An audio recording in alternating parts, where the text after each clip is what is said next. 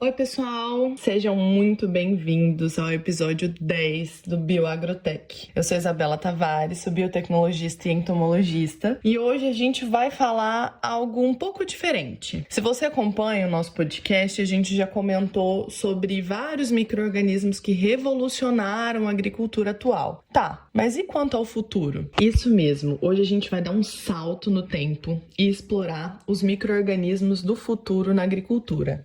E será que você está preparado para eles? Aqueles pequenos seres que, embora já existam, ainda estão em alguns desenvolvimentos ou até mesmo fase inicial de aplicação, mas eles prometem transformar completamente a forma como a gente produz alimento nas próximas décadas. Se você ainda não escutou os episódios anteriores sobre tricoderma, fungos entomopatogênicos, vírus, eu recomendo fortemente que você dê uma conferida depois. E eles formam uma base bem importante para a gente entender o que vem por aí. Então aperta os cintos que a nossa nave do tempo microbiológica ela vai decolar, porque nós vamos mergulhar num mundo invisível, mas que será absolutamente essencial para a gente alimentar a população crescente e um planeta com recursos mais limitados. Por isso a gente foca tanto na palavrinha sustentabilidade. Então vamos lá? Então hoje nós vamos falar sobre 5 micro-organismos ou grupo de micro-organismos que vão reinventar a nossa forma de olhar para o futuro e para produzir alimento também. A primeira delas são as cianobactérias, as veteranas reinventadas. Bom, vamos começar com um grupo fascinante que é as cianobactérias. Esses organismos, eles são praticamente os dinossauros do nosso planeta. Eles estão aqui há mais de 3,5 bilhões de anos e foram responsáveis por criar atmosfera rica em oxigênio e permitiu a evolução da vida como a gente conhece hoje. Mas não se engane pensando que elas são coisas do passado, porque as cianobactérias elas estão prestes a ganhar um papel de destaque no futuro da agricultura. E eu não estou falando só da sua conhecida capacidade de fixar nitrogênio. Pesquisadores do Centro de Energia Nuclear da Agricultura, o CENA, da USP, eles descobriram que as cianobactérias podem ser uma fonte alternativa para a produção de biocombustíveis, o chamado cianodiesel. E o mais impressionante é que enquanto o milho produz mais ou menos 168 litros de óleo por hectare, os micro-organismos fotossintéticos, como as cianobactérias, elas podem produzir em torno de 140 mil litros por hectare. Uma diferença que, como diria a própria pesquisadora Caroline Pamplona, pode ser discrepante. Além disso, em 2025, uma empresa gaúcha que está colocando em prática o uso de cianobactérias para desenvolver bioinsumos sustentáveis e impulsionar também a produtividade agrícola, estão transformando microalgas e cianobactérias em soluções de alto valor agregado para a agricultura. Então imagina só, cultivo de cianobactéria, que não precisa de área cultivável, tem uma colheita contínua e as necessidades nutricionais bem simples com um período curto de produção de biomassa. E o melhor, elas podem ser cultivadas em águas residuais e até marinhas. Bom, se isso não é agricultura do futuro, olha, eu não sei o que é. O segundo grupo são as bactérias eletroativas, que geram energia enquanto trabalham. Bom, isso parece ter saído de um filme de ficção científica, mas as bactérias elas realmente produzem eletricidade. As chamadas bactérias eletroativas, elas são micro-organismos capazes de transferir elétrons para fora das células e geram uma corrente elétrica. Tá.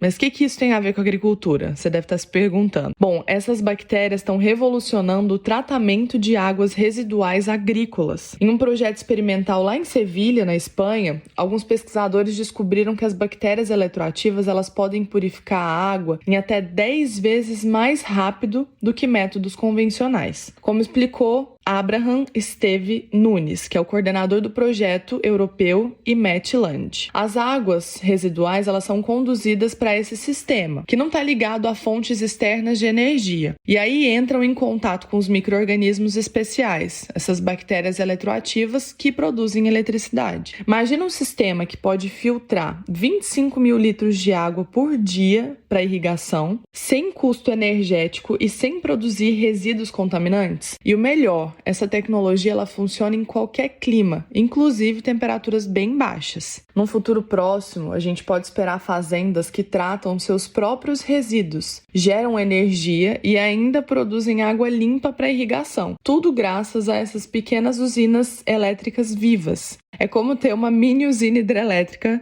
microscópica trabalhando 24 horas por dia. O terceiro grupo são os micro-organismos sintéticos e editados por CRISPR, os engenheiros genéticos. Então agora a gente vai entrar num território realmente futurista, que talvez você já deve ter ouvido falar sobre engenharia genética. Mas esses micro-organismos sintéticos e aqueles modificados pela revolucionária tecnologia CRISPR-Cas9 são realmente algo impressionante. A Jennifer Doudna, co-desenvolvedora do CRISPR, ganhadora do Prêmio Nobel de Química em 2020, afirmou recentemente que uma revolução está a caminho, com as plantas, com animais adaptados ao clima, graças a essa tecnologia, e os micro-organismos já estão nessa linha de frente da revolução. A tecnologia CRISPR, ela permite editar o DNA com uma precisão cirúrgica, criando um micro-organismo com características específicas para enfrentar os desafios da agricultura moderna. Segundo o MIT Technology Review, empresas já estão utilizando o CRISPR para desenvolver milho com caules mais curtos e resistentes, reduzindo a perda de plantações durante as tempestades mais intensas. E além disso, o Innovation Genomics Institute, o IGI,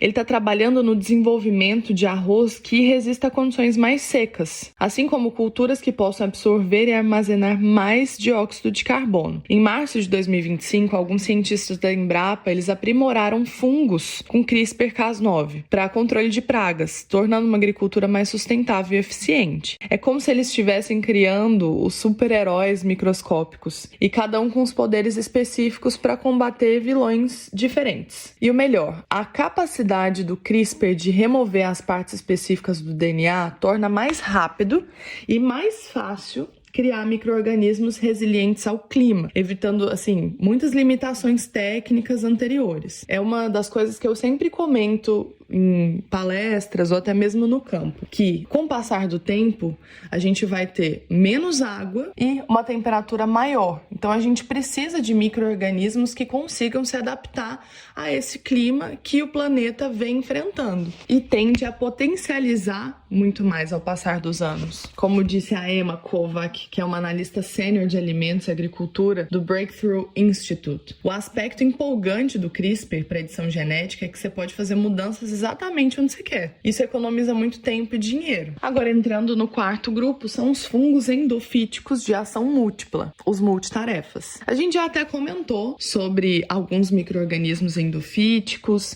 que são multitarefa, mas agora a gente vai pensar no futuro. E com destaque é um micro-organismo chamado Piriformospora indica. Ele foi descoberto no deserto de Thar, na Índia, e é um fungo, um basidiomiceto, que coloniza as raízes das plantas, mas ao contrário de muitos outros fungos, esse é um verdadeiro benfeitor multifuncional. Estudos publicados no Proceedings of National Academic of Sciences mostraram que Piriformospora indica tem a capacidade de reprogramar a cevada para tolerar estresses salínicos, resistir a doenças e aumentar a produtividade. Isso mesmo, um único micro-organismo capaz de fazer tudo isso. Claro que no episódio do Tricoderma a gente também comentou sobre as multifuncionalidades desse micro-organismo, né? Então, se você ainda não escutou, volta lá que tá um episódio sensacional. Mas uma diferença desse fungo para alguns fungos micorrízicos, arbusculares, por exemplo, é que ele é facilmente cultivado em laboratório, sem uma necessidade de uma planta hospedeira, por exemplo. Isso também torna ele um candidato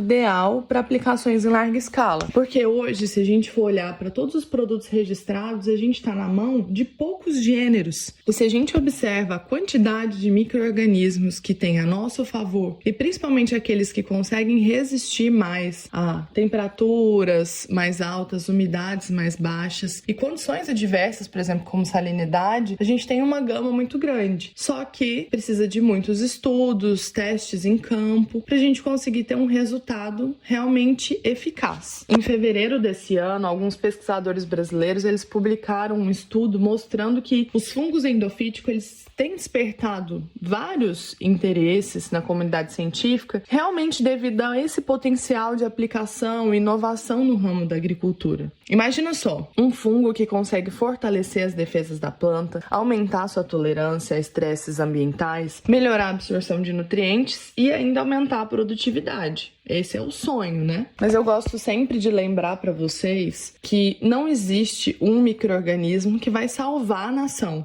Nunca nada é uma coisa só, né? Então a gente precisa entender quais as funções de cada micro-organismo, mesclar esses micro-organismos para que eles possam ter uma ação muito eficaz e, obviamente, trazer produtividade. E aí a gente entra no nosso quinto grupo, que são os consórcios microbianos personalizados, a equipe dos sonhos. Então, por fim, a gente chega talvez nessa tendência mais promissora para o futuro e talvez o que está mais perto da gente, que são os consórcios microbianos personalizados. Se um único micro-organismo ele já pode fazer maravilhas, imagina uma equipe inteira que é cuidadosamente selecionada. Algumas pesquisas recentes que a utilização de consórcios microbianos, como o BRAD, junto com Pseudomonas, resultou num aumento significativo do rendimento de soja, com mais de 11% em comparação com as plantas tratadas com micro-organismos individuais. E segundo alguns pesquisadores, alguns consórcios envolvendo 4 fungos micorrízicos e o fungo Bovéria baciana, que a gente comentou no episódio passado, demonstraram melhorias significativas no crescimento do algodão,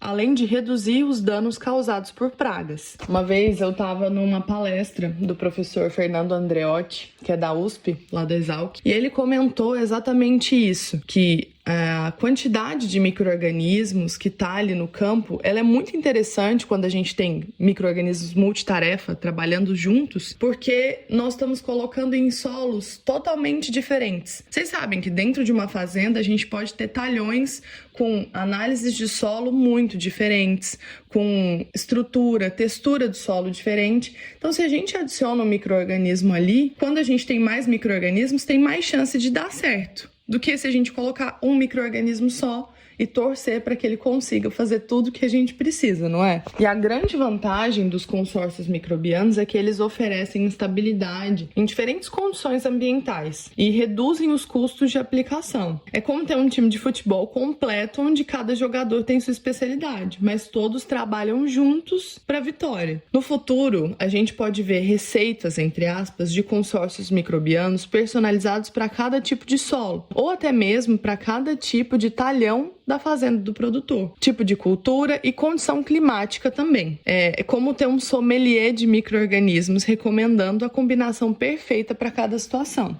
Legal, né? E falando de um grupo plus para vocês, a inteligência artificial na seleção de micro-organismos, ela também está revolucionando o nosso futuro, que é a combinação de biotecnologia com IA, e está permitindo identificar e selecionar os micro-organismos mais eficientes para as aplicações específicas, e assim acelerar o desenvolvimento de soluções personalizadas. E assim, chegamos ao final da nossa viagem pelo futuro dos micro-organismos na agricultura. A gente viu que as cianobactérias, bactérias eletroativas, micro-organismos editados por CRISPR, fungos endofíticos como Piriformóspora, índica, e os consórcios microbianos personalizados. Eles estão prestes a revolucionar a forma como utilizamos os micro-organismos e aumentamos a produtividade. O mais fascinante é que muitas dessas tecnologias elas já estão saindo dos laboratórios e chegando no campo. E a agricultura do futuro ela vai ser cada vez mais biológica, mais sustentável, mais eficiente, graças a esses pequenos aliados invisíveis, né? Então, indo para a dica da semana,